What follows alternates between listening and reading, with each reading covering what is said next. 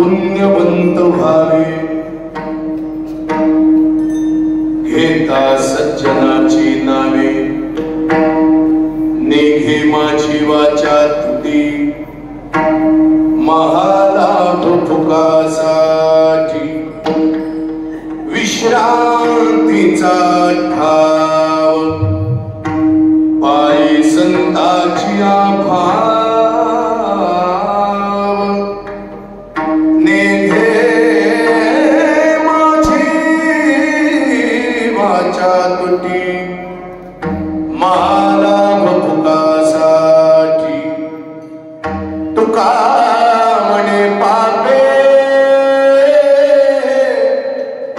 जाती संताची जपे, नेघे माझी वाचा तुटी, महालाभ भुकासाठी पांडुरंगा करू प्रथम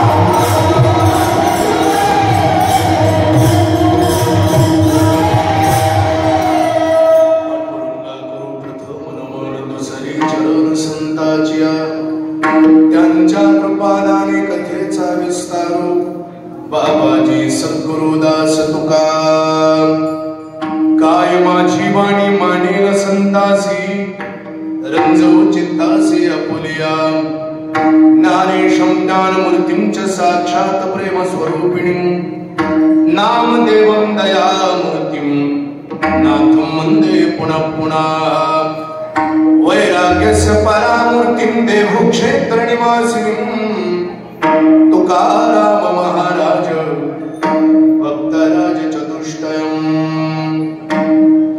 ऐसे हरि बाबा महाराज सद्भक्तीचा केवळ ध्वज म्हणून त्यांचा भोक्षज बंदा गुलाम झाला विठ्ठल कंठीची पुष्पमाळा दत्तबाबाच्या पडली गळा सेवून त्या प्रसादाला ठाकूर बुवा संतोष पावले विठ्ठला विठ्ठला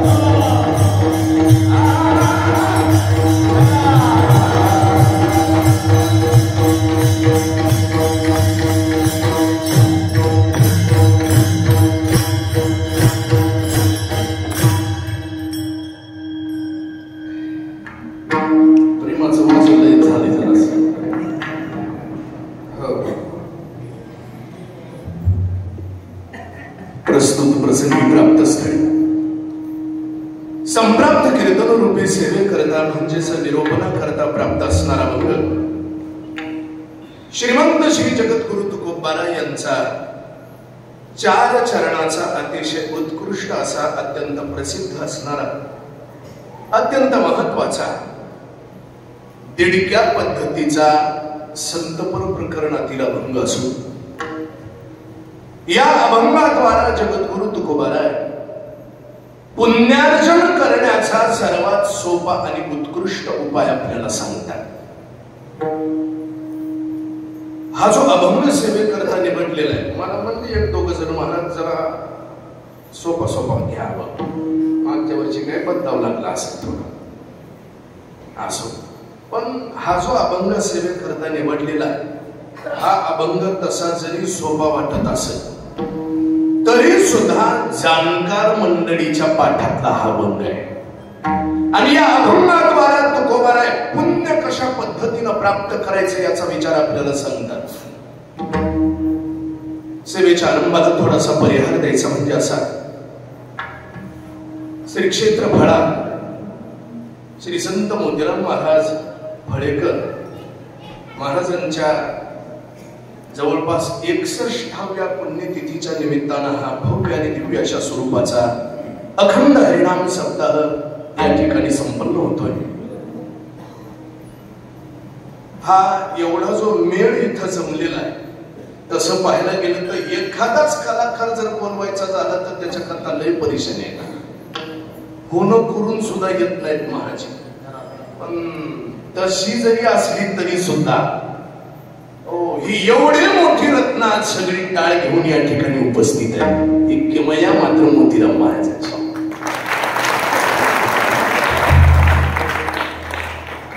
मोतीराम महाराजांचं ठाकूरबाचं हे जे काही ऋणानुबंध प्रेमाचं नातं आहे हे काही आजकालचं नातं नाही।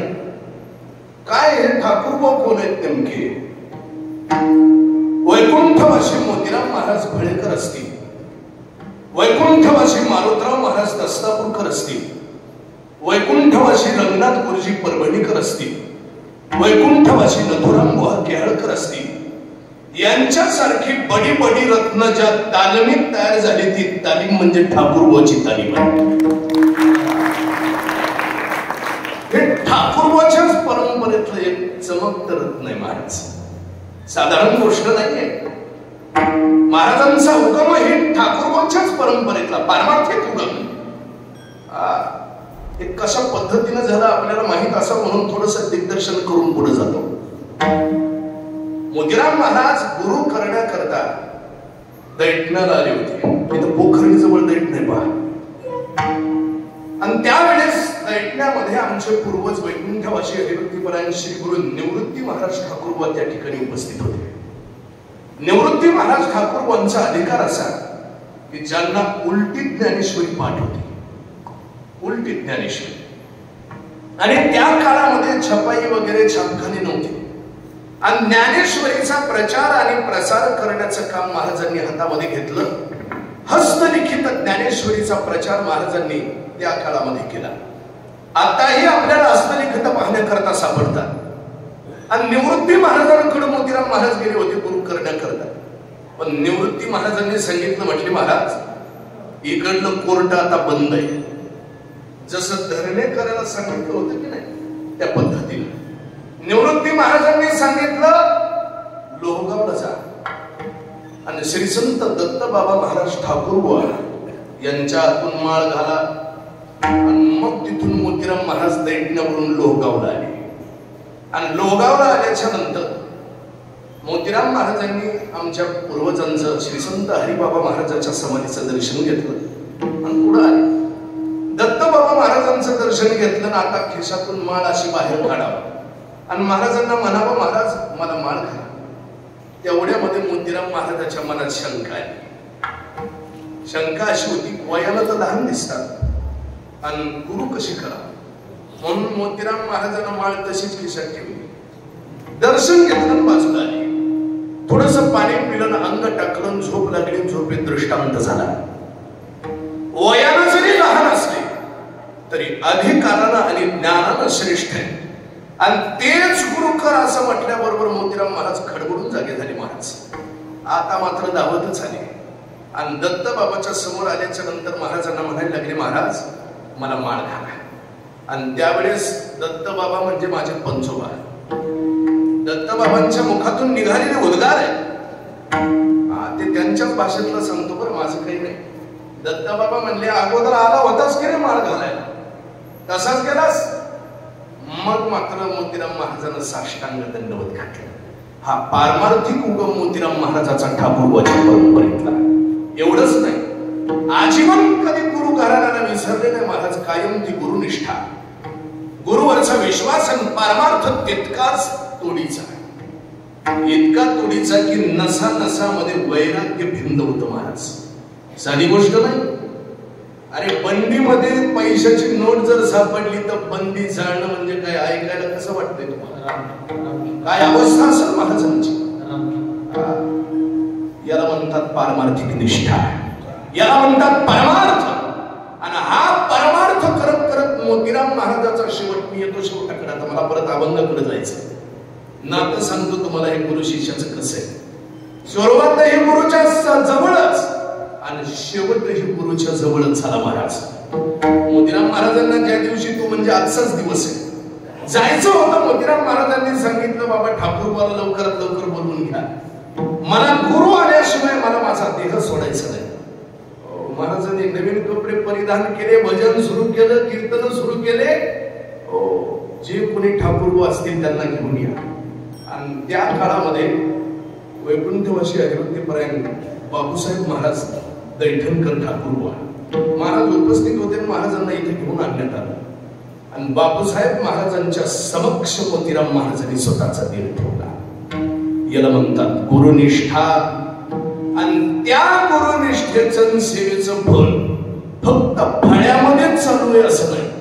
हे फळ एवढं फळफळून आलंय. तुका म्हणे गाजे वैकुंठी सोहळा आणि याही भूमंडळा माझी कीर्ती. म्हणून हा एवढा मोठा उत्सव चालू आहे. आणि या गोष्टी पुण्याशिवाय होत नाहीत महाराज.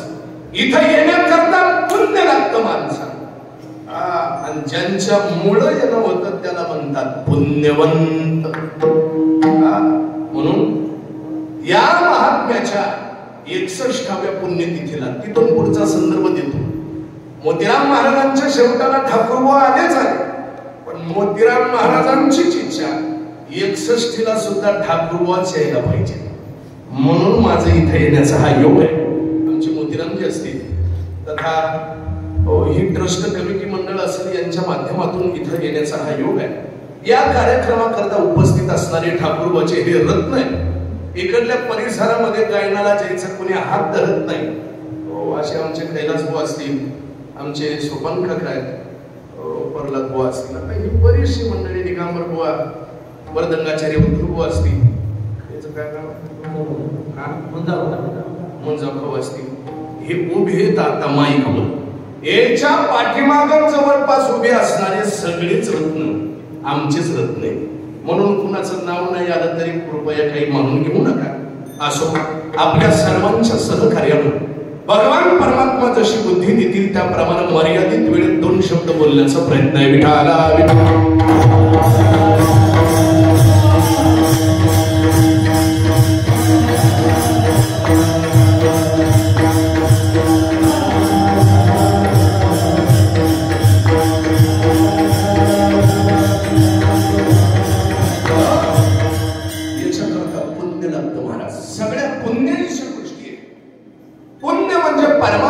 सर्वात मोठी सामग्री आहे. पुण्य नसेल परमार्थ होत नाही, घडत नाही. परमार्थातल्या जेवढ्या काही क्रिया आहेत त्या सगळ्याच्या सगळ्या पुण्य यादीने. आपल्याला घरामधून इथं मंदिरामध्ये येण्याकरता पाय जरी टाकायचा झाला तरी त्याच्याकरता पुण्य लागतं महाराज. इथं मंडपामध्ये येऊन कीर्तनाकरता ऐकायला जरी बसायचं झालं तरी पुण्य लागतं. टाळ घेऊन उभारायचं झालं तरी सुद्धा पुण्य लागतं. पखावाज वाजवायचा असला तरी सुद्धा पुण्य लागतं. या सगळ्या पुण्याईच्या गोष्टी आहेत. आणि हे पुण्य जर आपल्याला प्राप्त करून घ्यायचं असेल, किंबहुना दुसरा विचार असा, असंच पुण्य स्मरण आपलं ही व्हावं असं जर वाटत असेल आणि पुण्य मिळवायचं असेल तर त्याच्याकरता तुकोबाराय सगळ्यात सोपा उपाय सांगतात या अभंगामध्ये. पुण्य. आता हे पुण्य पुण्य म्हणजे नेमकं काय ऐका. सुकृतीनाम पुण्य. पुण्य म्हणजे काय? सुष्ठुम करोति इति सुकृती. याचा अर्थ असा, चांगले कर्म करण्याचं नाव आहे पुण्य, किंवा शुभ कर्माचा परिणाम पुण्य आणि अशुभ कर्माचा परिणाम पाप आहे.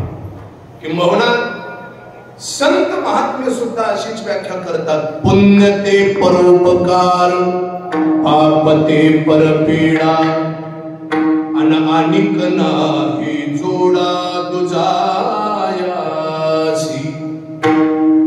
म्हणजे चांगले कर्म करण्याच्या फलश्रुतीचा विषय नाम पुण्य. हे झालं पर्यायी भाषेतलं. पण मुळामध्ये पुण्य या शब्दाचा व्याकरण दृष्ट्या जर अर्थ आपल्याला पाहायचा झाला, ऐका. पुण्य म्हणजे काय? तर संस्कृत मध्ये पुंग नावाचा धातू आहे. क ख ग गंग पुंग. पुंग नावाचा धातू आणि पवन या अर्थाचं द्योतन करणार आहे. पवन म्हणजे वारा. मग एकूणच पुण्य कसं आहे हो? म्हटले वाऱ्याप्रमाणे. वाऱ्याप्रमाणे म्हणजे कसं? वारा जसा आपल्याला डोळ्याला दिसत नाही तसं पुण्य देखील या डोळ्याला दिसत नाही. का दिसतं डोळ्याला? जेवढे चष्मेवाले तेवढे पुण्य दिसतंय का कुणाचं? म्हणूनच महाराज सांगतात वारा जसा दिसत नाही. जसा म्हणजे कसा? ज्ञानोबा सांगतात वायुसी एके ठाई बिढार जैसे नाही तैसान धरीची कही आश्रयो जो. ज्ञानोबा सांगतात वायुसी एके ठाई. वारा जसा एक ठिकाणा धरून राहत नाही तसं पुण्य देखील एक ठिकाणा धरून राहत नाही. कारण ठिकाण धरून राहिलं की मग तिथं आश्रय आश्रित नावाचा दोष येतो. आता तुम्ही या मंदिरामध्ये बसलेला आहात याचा अर्थ मंदिराचा आश्रय घेतला म्हणजे तुम्ही याच्या आश्रित आहे. आश्रय आश्रित नावाचा दोष आहे. त्याच्यामध्ये एक मोठी गमक आहे ती म्हणजे आसक्ती नावाची. कोणत्याही गोष्टीचा आश्रय आपण घ्यायला गेलो की तिथं दोष तो महाराज तो म्हणजे आसक्तीचा. शास्त्रानं भौतिक भोगाचा निषेध जरूर केलेला आहे पण त्याच्यामध्ये जर आसक्ती नसेल तर शास्त्रानं भोग देखील वाईट मानलेले नाही. कारण भौतिक भोग भोगत असताना जर त्याच्यामध्ये आसक्ती असली तर भोग बाधा करतात महाराज. पण आसक्ती अशी एकमेव चीज आहे, जर आसक्ती त्याच्यामध्ये नसली की भौतिक भोग बाधा करत नाहीत. महाराज सांगतात भोगे रोगा जोड्या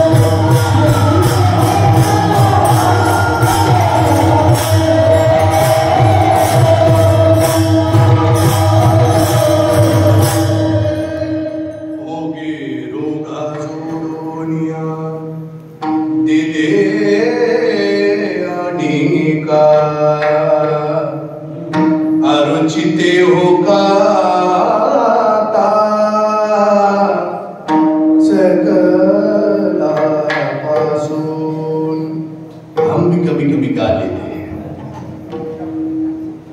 महाराज सांगतात भोगे रोगा जोडोनियात दिले. या भोगानं माणसं रोगाच्या हवाली गेली महाराज. कारण कोणत्याही भोगामध्ये जीवाला तृप्त करण्याची ताकद नाही. भोग जीवाला तृप्त करतात का? समजा आज गुलाबजामुन खाल्ले आपण, अर्ध टोपलं खाल्ले किती बी खाऊ, पण पुन्हा खाऊच वाटत नाही असं होतंय का? म्हणजे भोग जीवाला तृप्त करत नाही, कारण त्याच्यात जीवाला तृप्त करण्याची ताकद नाही. म्हणून हे भोग काय करतात? जीवाला नादी लावतात आणि नादी लावल्याच्या नंतर रोगाच्या हवाली करतात. भोगे काम वाढे. या भोगानं काम वाढतं महाराज.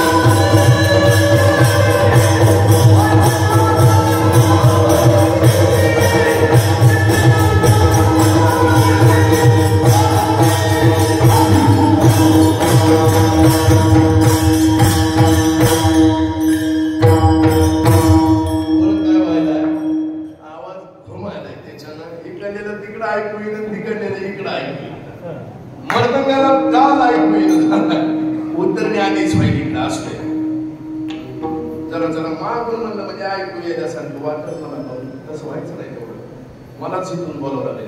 असू द्या. भोगे काम वाढे. या भोगानं काय होतं? काम भावना वाढती माणसाची, म्हणजे इच्छा अपूर्ण राहते, अजून अजून वाढते. विषय काय? म्हणून भोग काय करतात? माणसाला रोगाच्या हवाली करून टाकतात. म्हणून जाईल त्याच्या उशा पायत्याला गोळ्याचं डबड भरलेलंच. जरा उतार वय लागलं रे लागलं का शुगर बीपी तर चालू होते का? मला जरा आता जुनी जी माणसं आहेत त्याला तितका त्रास नाही. चांगली अन्न खाल्ली. आताच संकरित खाल्लेल्याला 30ल्या 40ल्याला सुद्धा शुगर आणि बीपीचा त्रास व्हायला. मला सांगायचं काय? भोगामध्ये मनुष्य प्रवृत्त झाला का रोग त्याला त्रास देतात. पण त्यागी माणसाची गोष्ट चालत आहे महाराज. त्यागी मनुष्या पुढे रोग सुद्धा पटांगणानं राम राम करतात. त्यागी माणसा पुढं एखादा महात्मा जर मोतीराम महाराजासारखा असेल तर रोग काय घेऊन बसलात महाराज. जगाचा मालक सुद्धा असा चळचळ कापायला लागतो. ही त्यागी माणसाची ताकद आहे. म्हणून मला सांगायचं काय? भोग माणसाला तृप्त करत नाही. मुद्दा काय? आसक्ती. कोणताही भोग भोगत असताना जर त्या भोगामध्ये आपली आसक्ती राहिली तर भोग त्रास देतात. आणि जर आसक्ती राहिली नाही तर भोग त्रास देत नाही. आणि जर माणसाला निरासक्त व्हायचं असेल तर महाराज त्याच्याकरता सोपा उपाय सांगतात. काय? घेता सज्जनाचे नाव.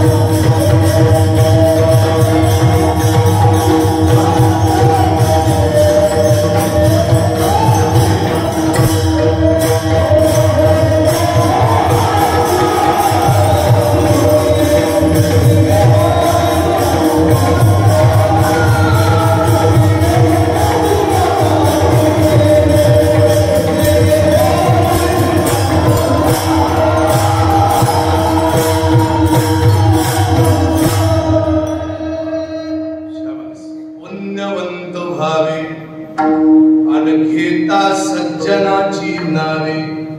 आता आपण पुण्य शब्दाचा अर्थ पाहिला, पर्यायी भाषेतला अर्थही पाहिला, व्याकरण दृष्ट्या अर्थ पाहतात. मुळात अभंगात शब्द आहे पुण्यवंत. आता पुण्यवंत या शब्दाचा अर्थ नेमका काय ऐका. पुण्यवंत हा शब्द मुळामध्ये बहुवचनाचं द्योतन करणार आहे. बहुवचनांत आहे. शास्त्रामध्ये महत्वाचे दोन प्रत्यय आलेले ऐका. एक वतूप नावाचा प्रत्यय आणि दुसरा मतूप नावाचा प्रत्यय. आता आपल्याला वारणाचं तूप माहित आहे, गाईचं तूप, वारणाचं तूप हे व्यवहारातलं तूप वेगळं आहे आणि वेदांतातलं पारमार्थिक तूप वेगळं आहे. त्याला म्हणतात मतूप आणि वतूप. एखाद्याची उंची आणि वजन जर मोजायचं झालं तर त्याच्याकरता मतूप नावाचा प्रत्यय वापरला जातो ऐका.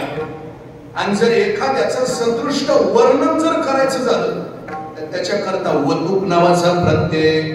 आता या चालू असणाऱ्या अभंगामध्ये कोणता प्रत्यय वापरलाय? इथं वतूपचा प्रयोग आहे. महाराज सांगतात पुण्यवंत. याचा अर्थ नेमका कसा आहे? पुण्यैव वर्तते इति पुण्यवत तस्य एकवचने पुण्यवान पुण्यवन्तौ पुण्यवन्तः इति बहुवचनान्तः असा अर्थ केला जातो पुण्यवंताचा.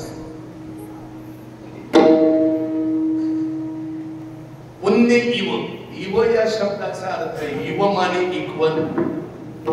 पुण्य के समान जो क्रिया होती है उस क्रिया का नाम पुण्यवंत अर्थात उसे पुण्यवंत कहलाता है.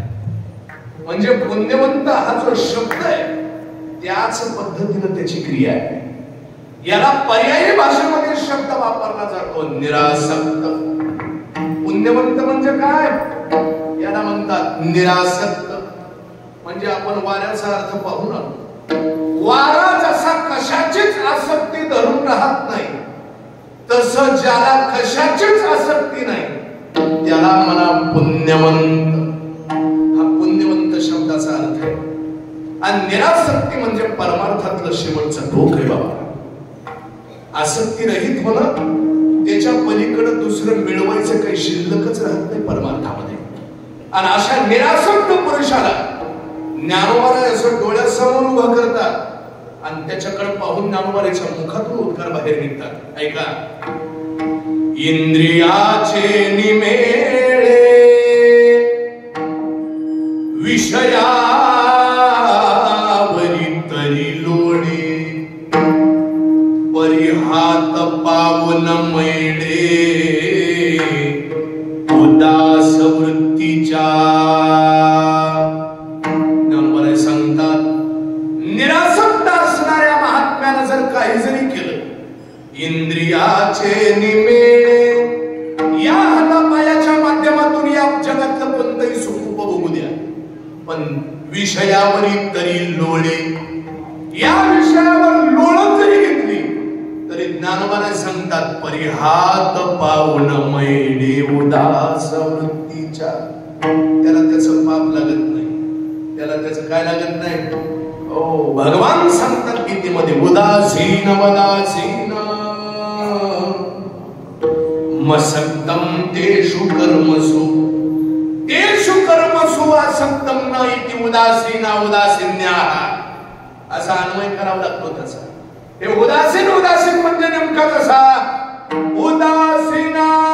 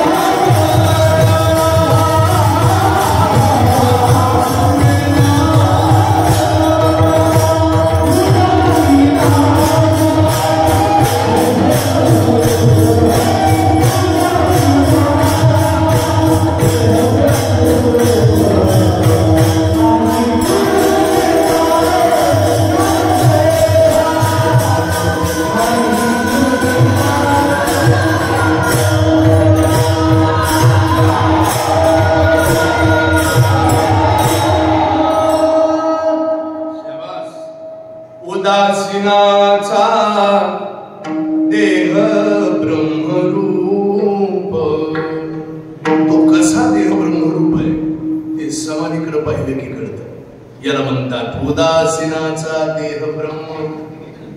आणि मग त्या महात्म्यानं काही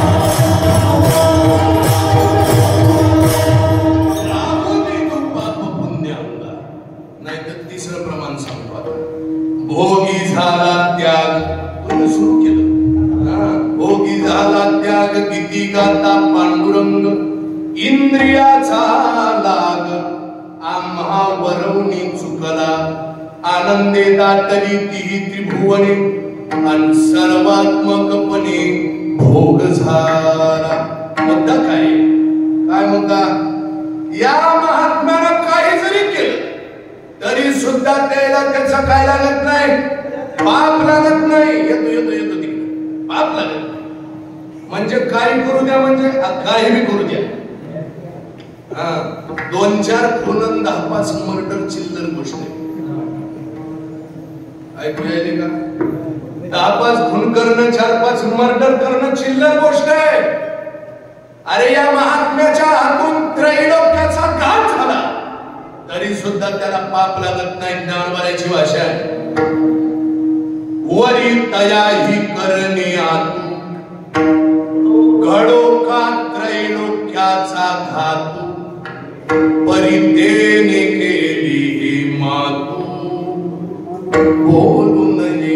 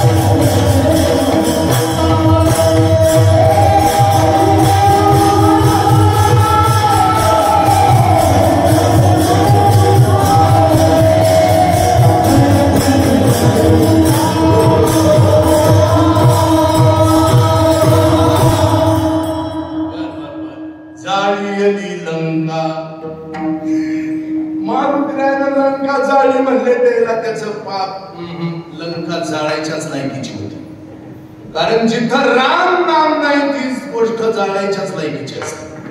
म्हणून तर या देहातला आत्मा राम निघून गेला की रचाळतात.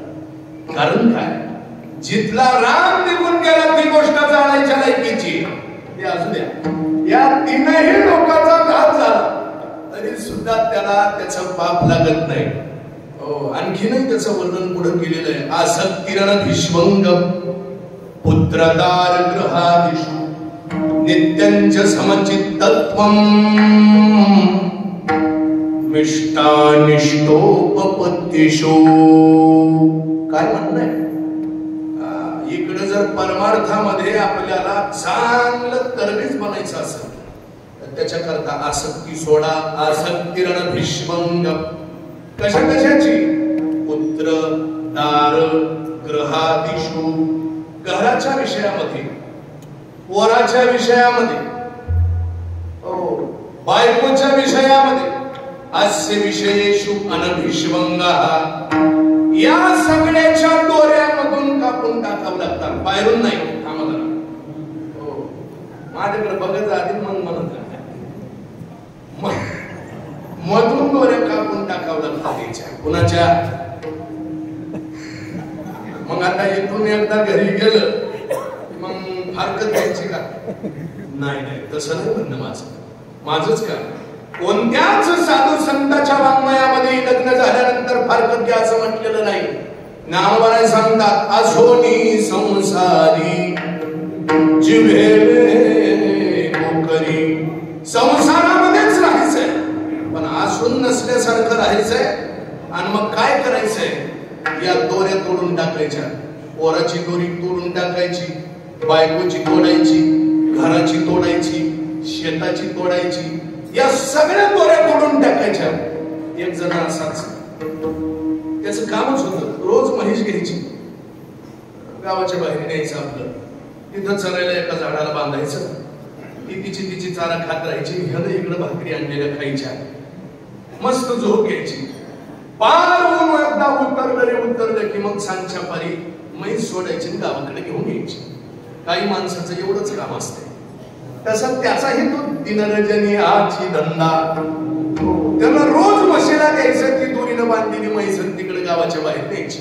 झालं असं एक दिवस त्या म्हशीच्या गळ्यातली दोरी कुठं तुटून पडली कुणास ठाऊक. मला माहित नाही, मी नव्हतो तेव्हा. दोरी तुटून पडल्याच्या नंतर याला प्रश्न पडला, झाडाला या म्हशीला बांधलं तर ठीक आहे, मला भाकर खाता येईल, आणि हिला जर दोरीनं बांधलं नाही तर मला भाकर नाही खाऊ द्यायची. आता पंचायत आहे. गेला बाहेर, जिथं रोजची जागा होती तिथं गेला. कुठेतरी दोरी शोधावं म्हणून इकडं तिकडं पाहायला लागला. एका साधूची झोपडी होती आणि त्या झोपडीपाशी गेला. म्हणला इथं नक्कीच दोरी सापडेल आपल्याला. आणि त्या साधू महात्म्याच्या पाया पडला. काय इकडे कसं काय येणं झालं? यानं सांगितलं, म्हणले साधू महाराज, माझी म्हैस आहे, तिच्या गळ्यातली दोरी तुटून पडली, तिला बांधल्याशिवाय मला जेवण करता येत नाही, तिला बांधण्याकरता दोरी आहे का तुमच्याकडं? साधू म्हणला, सगळ्या दोऱ्या तोडून इथं आलो म्हणला. जेवढ्या दोऱ्या होत्या नव्हत्या तेवढ्या तोडून इथं आलो. इथं येऊन मला दोरी मागायलाच दोरी माझ्याकडे नाही म्हणला. दोरी अहो म्हटलं, मग मला जेवण नाही करता येत, काहीतरी उपाय करा. साधूला दया आहे.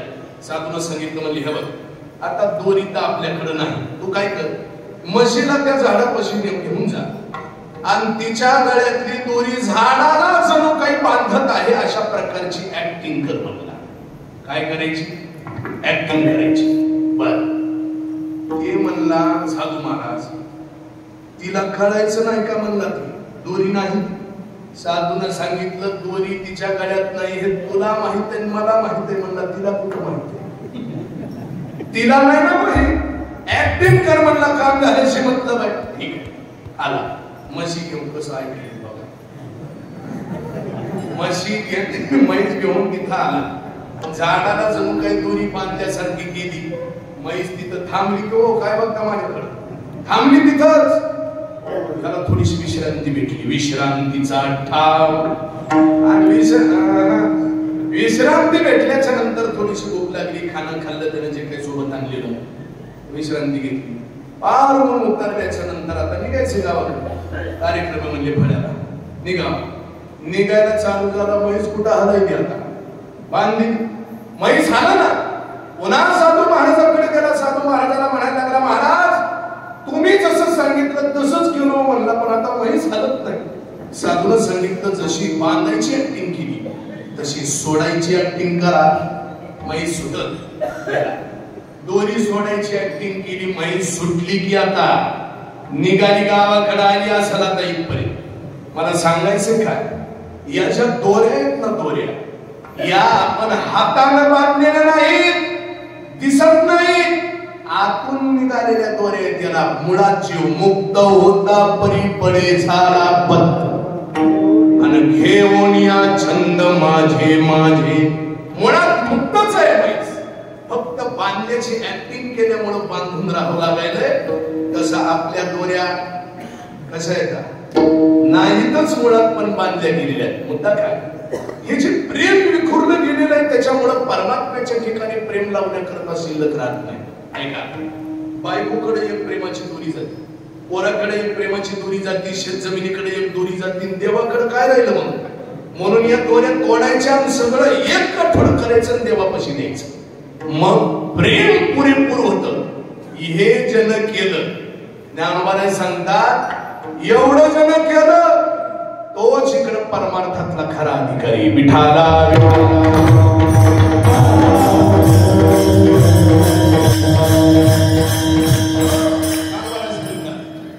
एरवी गृहतारा पुत्री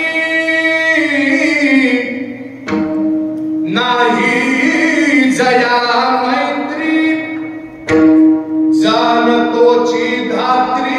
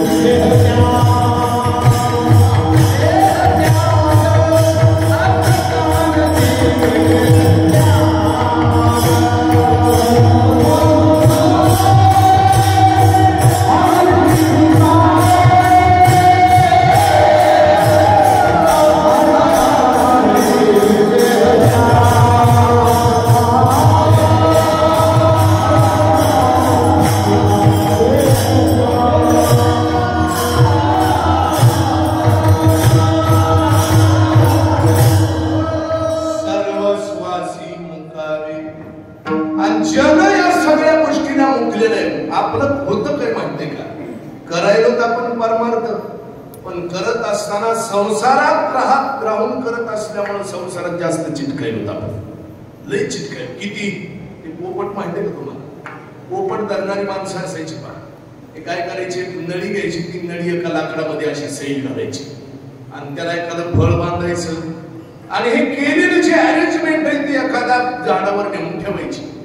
पेरू खाण्याकरता पोपट तिथं आला का तो त्या नळीवरती बसतो.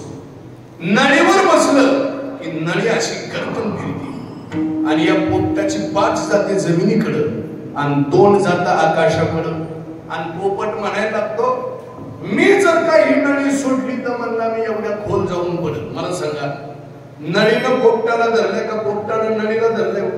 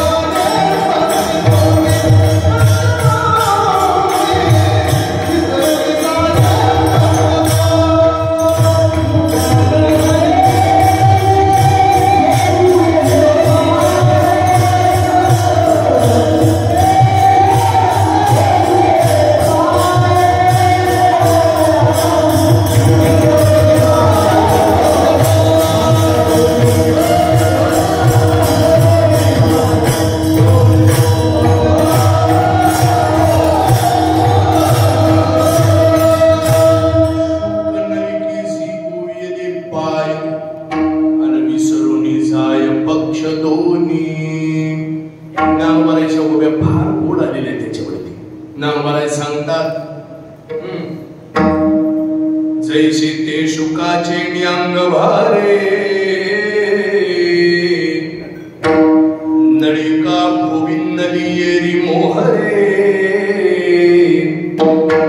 तेने उडावे न पुरे मन शंका वायाची मान पिळी आटोवे हिरे आवडी तिटांतू नळी धरोनी ठाके मणे बांधिला मी खुडा ऐसिया भावनेचिया पडे घोडा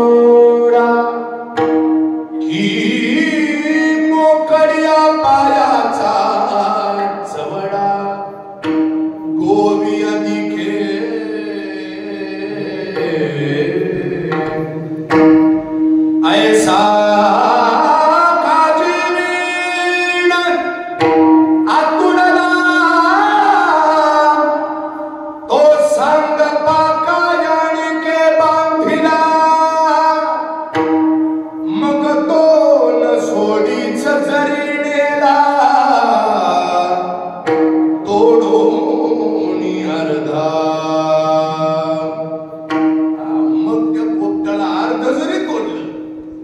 मुलीला सोडत नाही, आपली गत तशीच झालेली आहे. पण मुद्दा असा आहे, आसक्ती सोडावं लागती, सगळ्या दोरं तोडून टाकाव्या लागतात आणि परमार्थाच्या दिशेने वाटचाल करा.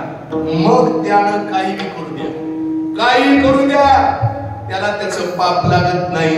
म्हणले प्रत्यक्ष विद्या दान करून ज्यांनी गुरुजनाला आपल्याला शिकवलं, अशा गुरुजनावर शस्त्र चालवणं बरोबर आहे का? बरोबर नाही ना. या अर्जुनाचे गुरु होते द्रोणाचार्य, भीष्माचार्य.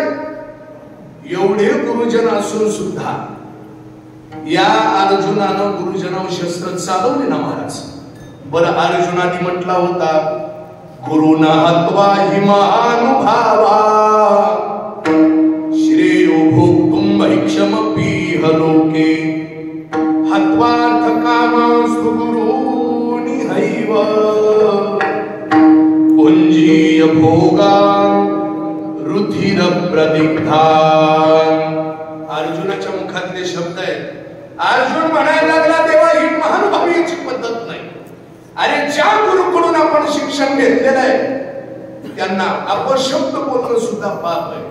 आणि मला शस्त्र चालवण्याकरता तू सांगायला लागलास, जेथे कृपाला ही जेवरू येथे जे मने विचार तरी काय भस्मा सुरू अर्जुन मने.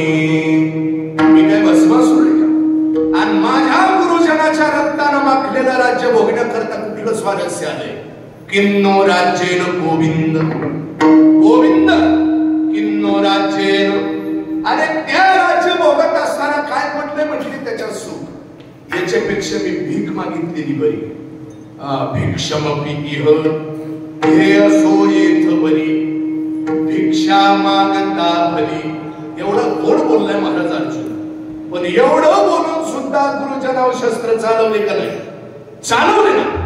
मग मला सांगा, शस्त्र चालवल्यावर अर्जुनाला पाप लागाव का नाही? लागलंच पाहिजे ना. बरं, गुरुजन बी काही कच्चे नव्हते.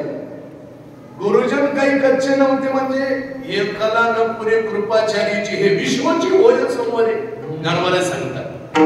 एका कृपाचार्यामध्ये एवढी ताकद होती या विश्वाचा संहार करण्याची. पण शेवटी एवढं जरी असलं तरी जगाच्या मालकाचं पाठबळ होतं महाराज. आणि जिथं देवाचं पाठबळ असतं तिथं कोणी काही करू शकत नाही.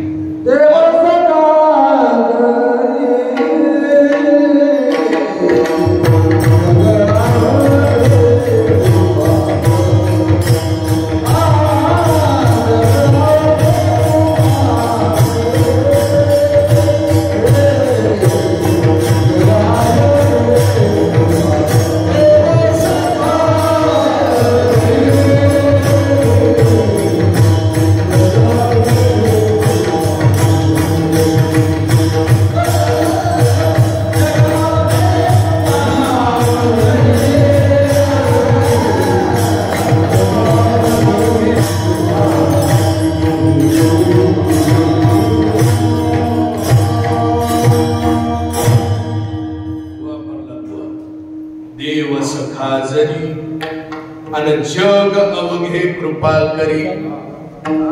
मग तिथं बाकीच्याच काही चालत नाही. लोक म्हणतात त्याला कस काय काहीच होईल. देवाचं पाठबळ आहे बाबा. अर्जुनाला काही होत नाही. मग पाप लागाव का नाही? त्याला लागलंच पाहिजे ना. नाही तर असं कोणी बी कोणाला बी हाणत सुटली की मग मारल्याच्या नंतर पाप लागायलाच पाहिजे. पण अर्जुनाला पाप लागलं का नाही लागलं? बरं, अर्जुन बोलला होता देवाला आधी. म्हणला, देवा मी तुला चांगलं ओळखतो म्हणलं. माणसं म्हणत नाहीत का म्हणजे हेच कसं आहे? मी चांगलाच ओळखतो म्हणजे त्याला. हे जसं आपण एकमेकांमध्ये बोलतो तिथं अर्जुन देवाला म्हणायला लागला, मी तुला चांगलाच ओळखतो. तू अनेकाला असा हिरवळीमध्ये रमवतोस म्हणला. आणि एकदा हिरवळीत रमलं की नादी लावून देतोस म्हणला. पलीकडल्या फाट्यानं पलीकडे जातोस. जवळ येऊ देत नाहीस. अर्जुनाचे शब्द आहे, वरी योगियाची ही मानसे कुमरडोनी जाय. मग कोणाला जवळ सापडू देत नाही. बर, दैवयोगानं एवढ्या जन्माच्या नंतर आता माझ्या हाताला लागलास आणि एवढा दैवयोगानं मिळालेला तू जर माझ्या हातून एवढे सगळे खून झाले, मुद्दा काय, प्रश्न काय? अर्जुन म्हणला देवाला, देवा तुला आमचं माहिती आहे म्हणला भावकीचं भांडण आहे आणि तू आमच्या भावकीच्या भांडणात तेल वतना, तेल वतल्यावर भडका व्हायचा ते होणार आहे, युद्ध लागणार आहे, त्या युद्धामध्ये माझ्याकडून तिकडले बरेच जण मारले जाणार आहे आणि एवढ्या सगळ्यांना मारणारा आणि एवढ्या सगळ्याचा खून करणारा ते अर्जुन जवळ ठेवायच्या लायकीचा नाही, उद्या तूच म्हणशील की म्हणला. अर्जुनाचे शब्द आहेत, वध करोनी गोत्र जाचा वसवटा होनी दोषाचा, तू मज जोडलासी हातीचा दुरी होसी. अर्जुन म्हणला दैव योगानं हाताला लागलास तसाच निष्ठून जाशील म्हणला. म्हणून गुरुजनाला मारणं चांगलं नाही, पण गुरुजनाला मारलंच की होतं. आता पाप लागाव का नाही अर्जुनाला? लागलंच पाहिजे. लागलं का? लागलं नाही. कसं असतंय, आग्या मोहळण साध मोहळाचे दोन प्रकार आहेत. साधे मोहळाचा इशे सोडून द्या. आग्या मोहळाची माशी जर चुकून जरी एखाद्याच्या मागे लागली, लागू तशी, पण जर लागली तर ती माणूसच खतम करती जात. लय बिलिंदर पुन्हा लागली काही आलेल्यापैकी अनुभव असतील. काही लोक पुन्हा हसतात म्हणून हात सांगत नसेल, ते असू दे, अनुभव येतो. आणि ही आग्या मोहळाची माशी जरी एकदा अंगाकडे लागली ना महाराज, माणूस पाण्यात जरी बुडून राहिलं वर तरंती म्हणते आणि पाण्यातून येशीलच की म्हणती कधीतरी वर आलं की मग त्याला चावल्याशिवाय राहत नाही. तसं पण माझ्याकडे औषध आहे, औषध. तुम्ही म्हणाल तुम्ही केव्हा सुरू केलं औषध द्यायला? औषध असं आहे, हे औषध जर तुम्ही अंगाला लावलं, कसं ऐकायला बघा, औषध म्हणते हे औषध जर अंगाला लावलं, किती बी वाजता कोणतं बी मोहळ झाडायला जा, माशी अंगाकडे चुकून सुद्धा येणार नाही. बॉन्डवर लिहून देतो, इथंच लिहून देतो. पण औषध असेल, त्या औषधाचं नाव आहे निरासक्तपणा. हा निरासक्तपणाचं औषध इंजेक्शन एकदा अंगामध्ये भरून घेतलं की मग साध्या मोहळाची माशी ना आग्या मोहळाची माशी म्हणजे पाप पुण्यरूपी माशा या महात्म्याच्या अंगाकडे चुकून सुद्धा येत नाहीत महाराज. मला सांगायचंय काय, याला म्हणतात निरासक्तपणा. अर्जुनाला पाप का लागलं नाही याचं कारण असं आहे, अर्जुना देवोनी समाधी. भगवंताना अर्जुनाला समाधी दिली महाराज. आणि सवेची घातला महायुद्धी. समाधी दिल्याच्या नंतर युद्धामध्ये अर्जुन टाकला आणि आता समाधीत असल्यामुळं युद्धामध्ये अर्जुनाकडून कोण कोण मारले गेले याचा अर्जुनाला पत्ता नाही. समाधीमध्ये कळत नाही महाराज काही केलं तरी. एवढा असल्यामुळं अर्जुनाला या सगळ्या गोष्टीचं पाप लागलं नाही. याला म्हणतात निरासक्तपणा. आणि हा निरासक्तपणा जर आपल्याला प्राप्त करून घ्यायचा असेल तर त्याच्याकरता एकच गोष्ट करावी लागते, काय? घेता सज्जनाची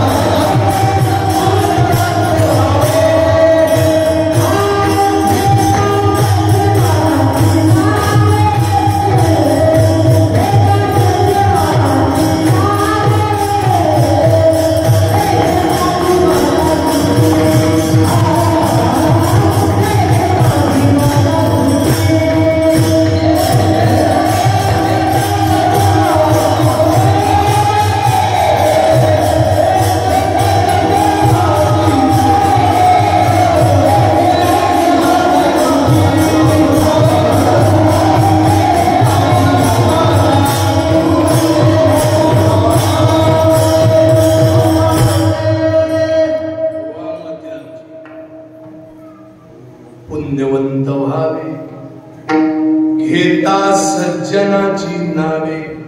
आता शब्द सज्जनाची शब्द वापरलाय. आताच्या या अलीकडल्या कलियुगामध्ये कुणाला सज्जन म्हणावं असा एक मोठा प्रश्न आहे महाराज समाजासमोर. कुणाला सज्जन म्हणावं? तसं समाजामध्ये नैसर्गिक गरीब मानवाचे बरेच चेहरे दिसतात. त्याला खेड्याच्या भाषेत काय म्हणतात सांगा? त्याला खेडवळ भाषेमध्ये गाय तोंड म्हणतात बघा. इकडे काय म्हणतात? नागपूर परिसरात गायवान दिसणारे बरेच असे दिसतात. पण एकदाच हे काहीतरी करून ठेवल्यामुळं कुटाणाचं काही केला समजा. म्हणून शास्त्र या वरच्या दिसण्यावर, या कपड्यावर आणि तुम्ही कसं दिसता याच्यावरून बिल काढत नाही. शास्त्रामधून जर आपलं बिल चांगलं चोख निघायचं असेल तर त्याच्याकरता नुसत्या दिसण्याला किंमत नाही, इथं असलं पाहिजे.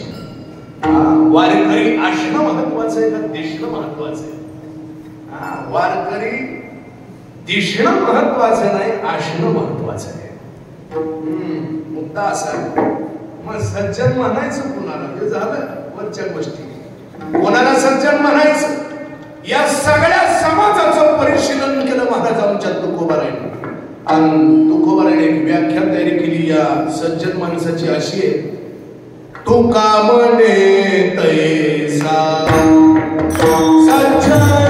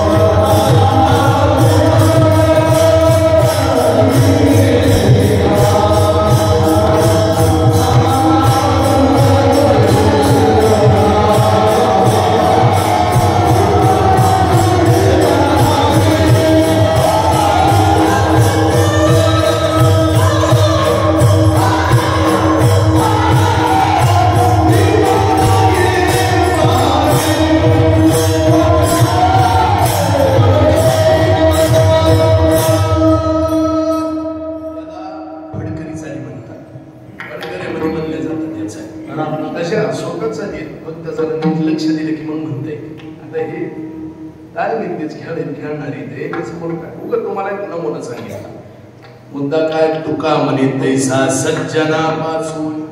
आता सज्जन कुणाला म्हणायचं ते सांगतो तुम्हाला. हो, तुम्हाला म्हणूनच सांगतो. तुका म्हणे तैसा सज्जनापासून आणि पाहता अवगुण मिळेची ना. समाजाचं परिशीलन केलं महाराज तुकोबारायने. आणि परिशीलनात्मक, हो शांत बसा, परिशीलनात्मक एक व्याख्या केली तुकोबारायने. रेडीमेड कपडा आहे, रेडीमेड ड्रेस आहे, कोणी बी अंगामध्ये घालून पाहायचा. एक बी अवगुण जमत नाही, एकही नाही म्हणजे थोडस जमत नाही. मला काय 10वीला आणि 12वीला टक्केवारीचं काही नसतं. पण एमपीएससी यूपीएससीच्या परीक्षेमध्ये ज्यावेळेस तुमच्या हातात जिल्हा द्यायचा असतो ना एखादा, तेव्हा मग तिथं टक्केवारी नाही, तिथं पॉइंटवर गणित चालते. कशावर चालते? पॉइंटवर चालते. एक जरी पॉइंट कमी असला तरी इंटरव्ह्यूला गेलेला पटकन खाली येतो. आणि एकदा इंटरव्ह्यू जर यूपीएससी मधून खाली आलं तर पुन्हा प्री द्यावं लागते, पुन्हा मेन्स द्यावं लागते, पुन्हा इंटरव्ह्यू. तुम्हाला नाही करायचं हे सगळ्या आता बरेच खटापटी करतात महाराज, हे करत नाही ती बोलायची काय करा. हे कशामुळे सांगतोय मी, जेव्हा टोकाची गोष्ट असते तेव्हा तिथं पॉइंटवर गणित चालतात. इथं सज्जनपणा म्हणजे परमार्थातलं शेवटचं टोक आहे आणि म्हणून इथं टक्केवारी नाही, पॉइंटवर गणित चालतंय. सज्जन कुणाला म्हणायचं, अहो म्हणले एखादा गुन्हा सर्द भागून घ्या. महाराज म्हणतात जमत नाही. दुष्ट गुण जेथे न मिळेची निशेष आणि चैतन्याचा वास झाला माझी. अंतःकरणामध्ये चैतन्याचा वास झाला रे झाला का तिथं अवशेष बी जमत नाही. निशेषच पाहिजे, याला म्हणा सज्जन. आता हे झालं वरच वरच. मुळात सज्जन शब्दाची व्याख्या काय, व्याकरणाकडून चला. व्याकरण सांगते आपल्याला, या सज्जन शब्दाचा अर्थ करत असताना षष्ठी तत्पुरुषामध्ये याचा विग्रह केला जातो. महर्षी पाणिनीचं सूत्र आहे संबंधे षष्ठी. आणि षष्ठीमध्ये काय असतं, षष्ठी म्हणजे प्रतिपदा द्वितीया, या ज्या षष्ठी सांगितली जाते का तशी संस्कृत मध्ये या विभक्ती प्रत्यय म्हणतात त्याला. या विभक्तीमध्ये षष्ठी नावाची जी विभक्ती आहे त्या विभक्तीमध्ये संबंध दाखवला जातो. थोडस ऐकायला तुम्हाला जड जाईल ते, पण पुन्हा अर्थ याचा कळला ना मग लय बरं वाटेल. मधून थोडस ऐका. षष्टीमध्ये संबंध आहे. संबंध म्हणजे ह्याचा ह्याची ह्याचे आणि त्याचा त्याची त्याची असा संबंध जिथं दाखवला जातो त्याला षष्ठी म्हणा. आता षष्ठी तत्पुरुषातला विग्रहाची व्याख्या काय झाली, सत्संबंधे जनाः इति सज्जनाः. व्याकरण सज्जन शब्दाची व्याख्या सांगतात. सदाम जनाः इति सज्जनाः म्हणजे काय, आम नाम बहुवचनाचा प्रत्यय लागलेला. ऐका, जगातलं पहिलं बारसं वेदाने घातलेलं आहे कुणाचं, या जगाच्या मालकाचं बारसं केलं आणि त्या बारशाला 3 नावं ठेवली महाराज आमच्या जगताच्या परमात्म्याला. पहिलं नाव ओम तत्सत् इति निर्देशो ब्राह्मणस्त्रिविध स्मृताः ब्राह्मणास्त्रेण वेदाश्च यज्ञाश्च विहिता पुरा. काय काय नावं ठेवली. पहिलं नाव ओम, दुसरं नाव तत् आणि तिसरं नाव आहे सत. हे ओम नाम परमात्मा, तत् नाम परमात्मा आणि सत नाम परमात्मा. आता ऐका व्याख्या कशी आहे, सत्संबंधे जनाः इति सज्जनाः म्हणजे मराठी त्याचा अर्थ असा आहे, सताच्या संबंधी जे जन त्याला म्हणा सज्जन. हे सताच्या म्हणजे नेमके कुणाच्या, तर सताच्या म्हणजे सत्य तू विठ्ठला आणि कागा हा दाविला म्हणजे जगाच्या मालकाला सत्य म्हणतात. आणि म्हणून सताच्या संबंधी म्हणजे जे आमच्या जगाच्या मालकाच्या संबंधी लोक आहेत, सताच्या संबंधी असणारे जे जन त्याचं नाव आहे सज्जन. आता बघा काय अर्थ झालाय गोड याचा. देवाच्या संबंधी असणारे जे लोक आहेत त्यालाच फक्त सज्जन म्हणायचं, बाकी किसू महाराज कोणाला बी सज्जन म्हणायचं नाही, कोणाला बी नाही म्हणायचं. आता मुद्दा असा आहे, सज्जन कोणाला बी नाही म्हणायचं, नेमकं म्हणायचं कोणाला. इथं असं आहे, संबंध 2 प्रकारचे, चांगले बी संबंध आणि वाईट बी संबंधच आहे. आता जर चांगले संबंध देवाबरोबर आले तरच सज्जन म्हणायचं का वाईट संबंध देवाबरोबर आले तर सज्जन म्हणायचं, असा एक प्रश्न येतो की नाही, सांगितल्यावर येतो. संबंध 2 प्रकारचे, चांगलाही संबंध आणि वाईटही संबंध. म्हणले आमचे त्याचे संबंध कसे हो, आम्ही लहानपणापासूनच जवळ संग राहिलो, कुठं बी जायचं म्हणले कीर्तनाला असंच, आणि नवा चपला बुटाचा जोड दिसला की हाणायचं चालायचं. मला सांगा हे संबंध कुठून आले, कुठून आले? चोरीतले संबंध आहेत ना महाराज, चोरीचे संबंध चांगले आहेत का, वाईट संबंध आहेत. मग तसं देवाबरोबर जर चांगले संबंध आले तरच सज्जन म्हणायचं का वाईट संबंध आले तरी सज्जन म्हणायचं, याचा थोडासा विचार करायचा आपल्याला. तत्पूर्वी भजन करू आपण. विठोबा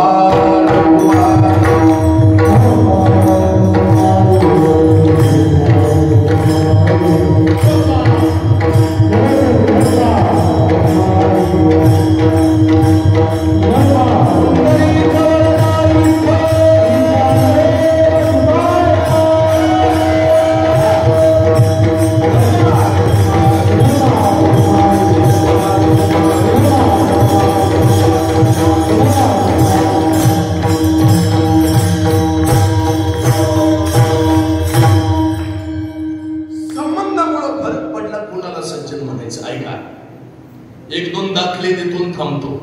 पहिला दाखला असा आहे, स्वतः जगाचा मालक सांगतो माझे कोणाबरोबर कसे कसे संबंध आहेत. ऐका, आगा सोयरेपणेची पांडवा माझे सायुज्य यादवा कि ममते वसुदेवादिका सकळा. परमात्मा सांगतात माझे कोणाबरोबर कसे संबंध आहेत, पांडवा बरोबर कसे. आगा सोयरेपणेची पांडवा, अहो म्हणले पांडवाचे आमचे सोयीपणाचं नातं आहे. कसं आहे, सोयीपणाचं आहे. माझे सायुज्य यादवा, आता मोठी यादी प्रसिद्ध आहे पहा.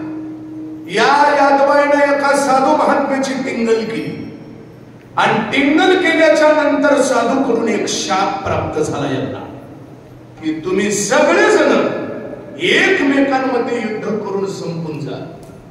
कथा आपल्या सर्वांना ज्ञात आहे, मी सगळी सांगत बसत नाही. प्रवास क्षेत्रावर सगळे यादव जमा झाले आणि एकमेकाला मारून सगळे यादव खतम झाले. आता एवढे मोठे यादव एकदमच, ते काय थोडे नव्हते ना, 56 कोटी यादव होती. किती? 56 कोटी यादवाची फाईलच्या फाईल गेली चित्रगुप्ताकडे. आता चित्रगुप्ताला बी झोप आहे का ते? एवढ्या सगळ्याला आता बिल काढायची यायची, कोणाला कोणकडे पाठवायचे, कोणाला कोणकडे पाठवायचे. इकडं परभणीकडे पण ते पाठवायचे, सोलापूरला पण ते पाठवायचे, नाशिककडे पण ते पाठवायचे, मुंबईकडे पण ते पाठवायचे. साधारण एखादा भूकंप झाला, हजारो माणसं मरतात भूकंपात, मग नेमके माणसं कोणकडे पाठवायचे. चित्रगुप्ताला प्रश्न पडतो. आता जगाच्या मालकाच्या घरचं आहे हे. चित्रगुप्ताला पाहिलं म्हणजे आपल्या मालकाच्या घरचाच कुठाला दिसायला. आपण परस्पर्यायाचं कॅल्क्युलेशन करणं बरोबर, म्हणून चित्रगुप्तानं ती मोठी फाईल घेतली आणि तेवढी फाईल घेऊन चित्रगुप्त आला देवाकडे. देवाशी समजा पूजा करून बसले होते. चित्रगुप्त आला, देवाने विचारलं काय खवालास? आता चालू म्हणते. काय काम काढलं? नाही म्हणले आपल्या घरची फाईल आली का तुझ्या? आली म्हणजे तीच घेऊन आलो, तुम्हाला दाखवा म्हणूनच आली. हे बघ म्हणले काय करायचं, या फाईलचं पहिलं पान उघडायचं आणि त्याच्यावर द्यायचं सायुज्य. काय द्यायचं? सायुज्य. आणि फाईल झाकून टाकायची म्हणजे उचकायचीच नाही, एकही कागद बाहेर काढायचा नाही त्याच्यातला, घेऊन दे. आणि हे देवानं चित्रगुप्तानं एकमेकांमध्ये जे काही कुटाणा केला की नाही, असे कुटाणे बरेच होतात, न उचकायचे. या कुटाण्याचा फोटो ज्ञानोबारायने काढला गपची आणि ज्ञानेश्वरी मध्ये टाकून दिला. आगा सोयरेपणेची पांडवा, पुढचा ऐका, माझे सायुज्य यादवा. अरे सायुज्य नावाचा मोक्ष प्रदान केला महाराजांच्या जगाच्या मालकाने. का दिला? यादवाचं आचरण चांगलं नव्हतं तरी सुद्धा मोक्ष प्रदान केला. त्याचं कारण एकच आहे, यादव जन्मभर म्हणायचे कृष्ण आमचा आहे, कृष्ण आमचा आहे. केवळ एवढ्याच स्वाभिमानापोटी जगाच्या मालकानं सगळ्याला सायुज्य दिला महाराज. एवढंच नाही, तया गोपिकासी कामी. या चाली अण्णा महाराजांच्या आहेत बरं का काका. अण्णा महाराज ठाकूरबा दैठणकर, अण्णा महाराजांच्या पारायणाच्या चाली मस्त गोड रसभरीत चाली. काय सांगत होतो? तया गोपिकासी कामी कंसादिका भय संभ्रमी ये राघातका मनोधर्मे शिशुपाळादिका. या गोपिकाचे भगवंताचे संबंध व्यभिचाराचे होते महाराज. संबंध चांगले आहेत का? मग गोपिका सज्जन नाहीत का? हे असं कसं हो बिन नाही बी. कंसादिका भय संभ्रमी. कंसाच्या डोक्यामध्ये माम भाषाचं नातं नव्हतं, त्याच्या डोक्यात भीती बसली होती. कंसादिका भय संभ्रमी. आणि शिशुपाळाच्या डोक्यात 12 महिने 13 काळ एकच लहर येत होती. म्हणला मी या कृष्णाला कुठंतरी उडवीन, नाही तर या कृष्णाला कुठंतरी म्हणला काहीतरी करायचंच म्हणलं, याला सोडायचं नाही तसं. आता शिशुपाळाच्या डोक्यामधला हा विचार, ही येणारी जी लहर आहे, या लहरीचा फोटो आमच्या ज्ञानोबारानं काढलाय. ये राघात का मनोधर्मे शिशुपाळादिका. शिशुपाळाचे संबंध घातपाताचे संबंध आहे. संबंध चांगले आहेत का? चांगले आहेत का? आपण त्याच बी काही चुकीचं नाही ना कुणाचं, शिशुपाळाचं. नुसता फोटोच बघता का तुम्ही? त्याच्या आधीच बी बघा ना काहीतरी. अहो चांगला असं लेकरू हे तर न बांड, याच्या अंगाला जर हळद लागली, वल्लीच हळद आहे, आणि हळद लागल्यावर दुसऱ्या दिवशी आता लग्न व्हायचे लेकराचं, आणि जर याची बायको कोण उचलून घेऊन गेलं तर मग हे का दागिना तर वाजवलं. हा ते लय मोठा असते त्याला काय म्हणतात, चक्रधार वाजवे, हरी मुख्य म्हणा म्हणाल. बायको उचलून नेणं म्हणजे चिल्लर गोष्ट आहे का मला? म्हणून चीड होती शिशुपाळा. शिशुपाळाच्या डोक्यात लहर येण्याचं कारण एक आहे, माझी बायको नको म्हणला का उचलून, म्हणून ये राघात का मनोधर्मी शिशुपाळादिका. मग संबंध चांगले आहेत का? घातपाताचे संबंध आहेत, वाईट संबंध आहेत. पण भगवान सांगतात, भक्त का वैरी व्हावे माझी याची. अरे तुम्ही भक्त व्हा, नाही तर वैरी व्हा, पण माझी व्हा. एकदा तुम्ही माझी झाली की मग तुम्हाला काहीच बघायची गरज नाही. मला सांगा, आपल्याला दिवसभरामध्ये जास्त काळ स्मरण मित्राचं असतं का शत्रूचं असतं? कुणाचं? इकडं कसं आहे खड्यात, कुणाचं असते स्मरण? ते मित्राचं स्मरण म्हणजे मनाई पुरतं असते. काय मग कवा भेटला असं काय नाही, चहा घेऊन संपलं संपलं. पण 24 तास डोक्यात स्मरण असते कुणाचं? काहीतरी करावं लागत आहे म्हणजे मला इथून दिसायला तुमच्या डोक्यातलं शत्रूचं स्मरण असतं महाराज. तसं सख्य भक्तापेक्षा विरोधी भक्ती करणारे जे भक्त आहेत ते काही पटीनं श्रेष्ठ आहे.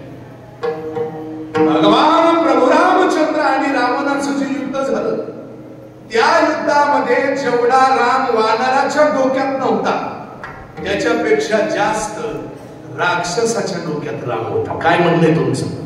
काय म्हणणं आहे महाराज?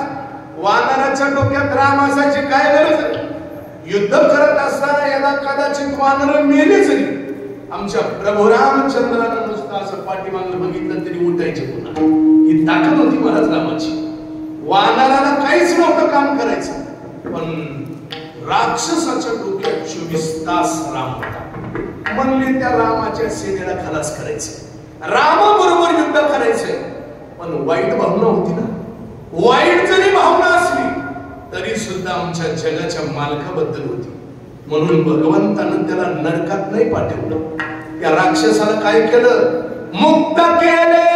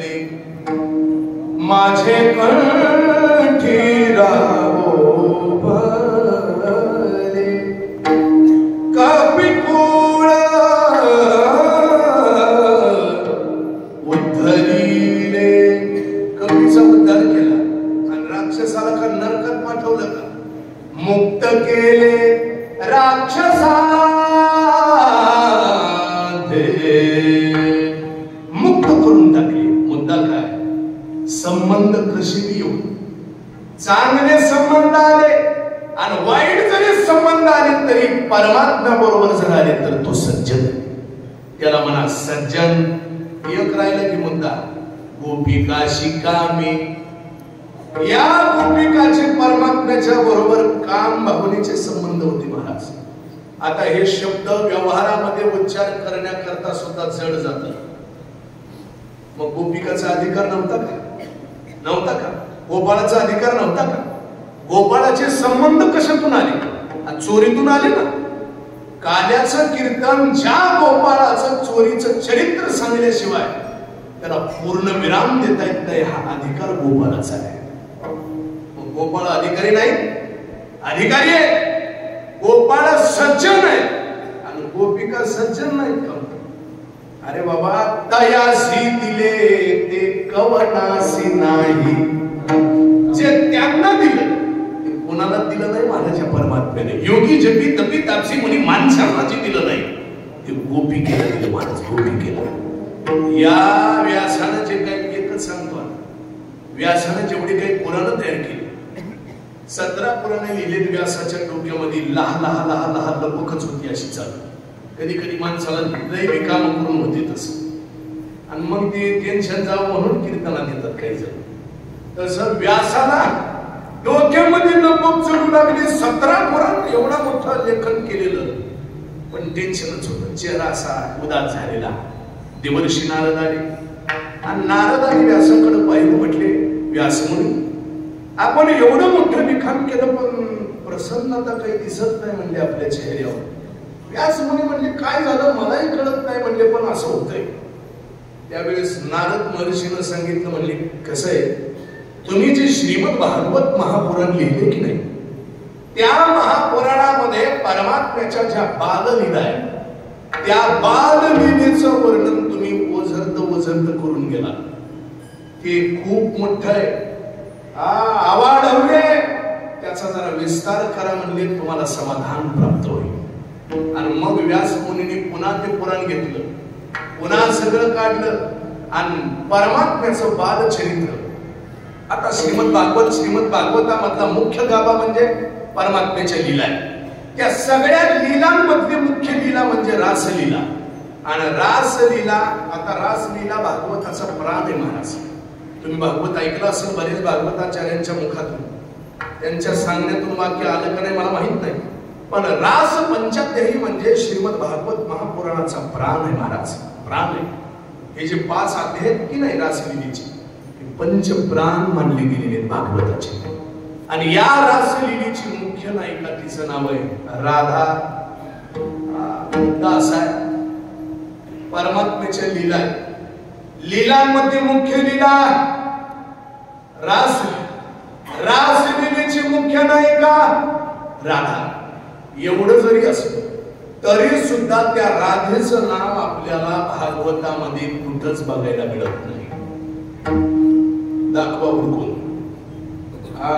कुठंच सापडत नाही राधेचं नाव. काय कारण आहे याचं कारण आहे महाराज, शुकाचार्य मुनी ज्या वेळेस भागवत सांगण्याकरता बसायचे आणि भागवत सांगत असताना राधेचं नाव घेत असताना राज शब्द का उच्चार करते सुखदेव जी को समाधि लग जाती थी. और 10 शब्द कहने से फिर सुखदेव जी की समाधि उत्थान ही नहीं हो पा रही थी और सारी कथा बंद पड़ जाती थी. और जब सुखदेव जी न बोले तो फिर क्या है, सारी कथा बंद पड़ने के बाद तो इसीलिए भागवत ग्रंथ से राधा जी का नाम सदा के लिए निकाल दिया गया है. कारण कथाच बंद पडायची. मला सांगायचे काय, हे शुकाचार्य कोणी काही साधे सुधे नव्हते. कोण होते? जन्मताची संसार त्याजीला शुकी आणि तोच एक निष्कलंक म्हणे तुका. बहाट याचे काय सुरुवात आहे? विषय चिनोनी जन्मले शुकादी कदादुले. जे विषयवाणिताची झाले भाटयाची. जन्मतानाच या संसाराचा त्याग केलेला आहे असा निष्कलंक असणारा महात्मा, त्या महात्म्यानं या राधा नावाच्या गोपिकेचं नाव जरी तोंडाला आलं तरी ज्या महात्म्याला समाधी लागावं, ती राधा काय साधी सुधी आहे का महाराज? म्हणून राधा सज्जन आहे, याला म्हणायचं सज्जन. म्हणून पुण्यवंत व्हावी आणि घेता सज्जनाची नावे. नाव घेत असताना या सज्जनाच्या नावामध्ये एक ताकद येत असते. ही सज्जनाची नावे म्हणजे मोतीराम महाराजांचं नाव, हरिबाबाचं नाव, दत्तबाबाचं नाव, हे जे काही नाव आहेत की नाही, या नावाला एक चव आलेली चव. आणि ती चव इतकी महाराज या तोंडाला एकदा जर लागली, काही चवीची माणसं असतात, एकदा चटक लागली की सोडतच नाही म्हणते, तसं काम या नावाचं. हे नाव एकदा आपल्या जिभेला लागलं, नेघे नेघे नेघे माझी वाचा विसावा, आणि तुका म्हणे हवा हवा हवा साधावा. म्हणून नेघे माझी वाचा तुकी आणि महालाभ तुकासाठी. कसं विश्रांतीचा ठाव पायी संताची भाव. हे विश्रांतीचं ठिकाण आहे महाराज. कसं आहे, हे जे जीव आलेला आहे की जन्माला, आता दिसायले तुम्ही एकमेकाला, आपण सगळेजण जेव्हा आपलंच पोरग बापाला बाप म्हणायला तयार नसते, तेव्हा त्या बापाच्या डोक्याचा फोटो जर काढला तर त्याच्यात समाधान निघते का? शांती निघते का? सुख निघतंय का? पोरग म्हणायला कोण बाप ओळखत नाही म्हणला. कुणाला? स्वतःच्याच बापाला. काय वाटत असेल बापाला? तसंच झालंय. या जगाचा मालक म्हणजे आपल्या सगळ्याचा बाप आहे, बाप. आणि या बापालाच आपण आपला बाप म्हणायला तयार नाही महाराज.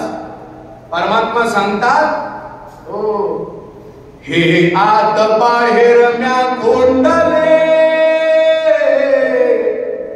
हे जग निखिळ माझे जीवोतले, परी कैसे कर्म तया आड आले, जे मीची नाही म्हणते. अरे जे बापालाच बाप म्हणायला तयार नाही, त्या डोक्याला, मग देवाच्या डोक्याला टेन्शन येत असेल का नाही? घरामध्ये तुमचं लेकरू जर तुम्हाला बाप म्हणत नसेल तर कसं समाधान वाटतंय का? टेन्शन येतं ना महाराज. बरं, जेव्हा आईच्या पोटात होता तेव्हा काय म्हणत होता महाराज? तिथं काय एअर कंडिशनचा बंगला आहे का? विष्ठाली पचोहीकडे, नाकी तोंडी कृमीकडे, गर्भवासीचे दुःख काढे, कवना पुढे सांगावे. आणि तिथं पोटात असताना म्हणायचं, हे कबीर या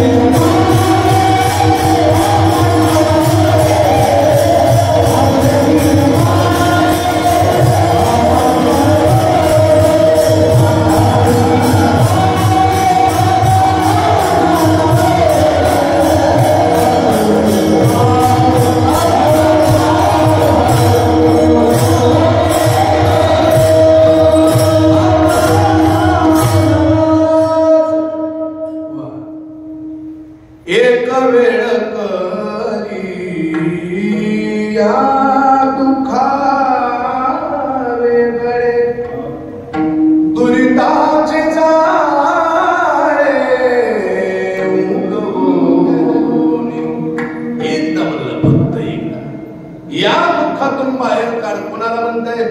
बापाला म्हणू लागलं. बापाला कुठं? आईच्या पोटात असताना म्हणला नवस करतो तुला, आठवी न पाय हा माझा नवस. नवस आहे आणि नवस केल्यावर नवस काय करावं लागते? असं फेडावं लागते. आठवी न पाय हा माझा नवस. नवस फेडावं लागतंय. मग देवाला याची दया आली, म्हणली नवस केलाय पोरानं, याला एकदा इथून बाहेर काढूच. आणि 9 महिने 9 दिवस झाल्यावर देवानं याला आईच्या पोटातून बाहेर काढलं. आणि काढल्यावर यानं नवस पूर्ण करावं का नाही? हे रडायला लागतं. मग काय काय हे रडणं म्हणजे काय? कोहम कोहम कोहम कथमिदम जातम को वैता करता विद्यते. भागवतामध्ये विचार आलेला आहे. कोहम कोहम जे काय काय रडते की नाही जे करू, त्याला संस्कृत मध्ये शास्त्रात असा अर्थ आलाय कोहम. म्हणजे याचा अर्थ असा, मी कवा म्हणलो म्हणला असं. माणसाला एकदा सौदा ठरल्यावर माणसं बदलतात का? काही बदलतात काय? काही जण म्हणतात ऐशा महिने कप का झाली काली का पंचायत. आणि असं जेव्हा म्हणत तेव्हा बापाला बरं वाटेल का ते? मग हे देवाच्या डोक्याला टेन्शन आलं. मग आता काय करावं? नामदेवरायनं बघितलं देवाच्या चेहऱ्याकडे. चेहऱ्यालाच पडलाय देवाचा. म्हणले काय करावं? नामदेवरायनं देवाच्या हाताला धरलं आणि हाताला धरून देवाला एका शांत ठिकाणावर नेऊन ठेवावं म्हणले नामदेवराय. ऐका, नाम म्हणे देवा सदा दया ठाया. नामदेवरायनं देवाच्या हाताला धरलं, ओढत निघाले. आणि कशा करता? विश्रांती घ्यावया कल्पवरी. विश्रांती घ्यावया कल्पवरी. विश्रांती घ्यावया कल्पवरी. विश्रांती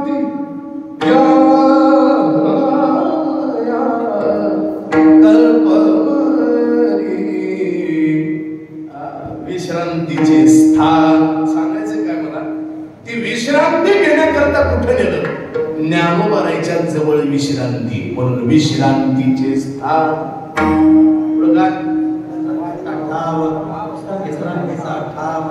विश्रांतीचा ठाव साहित्य बरोबर आहे.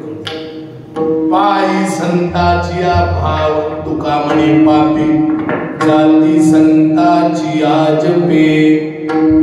संताचं नामस्मरण करायचे, दुसरं काहीच करायचं नाही. कसं करायचं? ज्ञानेश्वर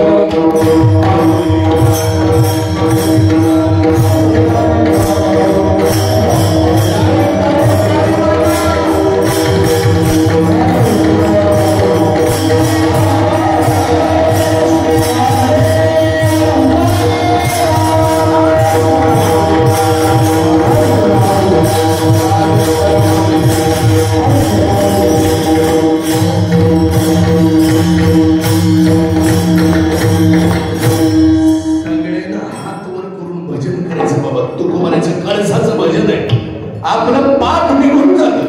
काही पाप शिल्लक राहत नाही. गॅरंटीड देऊन सांगतो तुकोबारायचा अभंग आहे.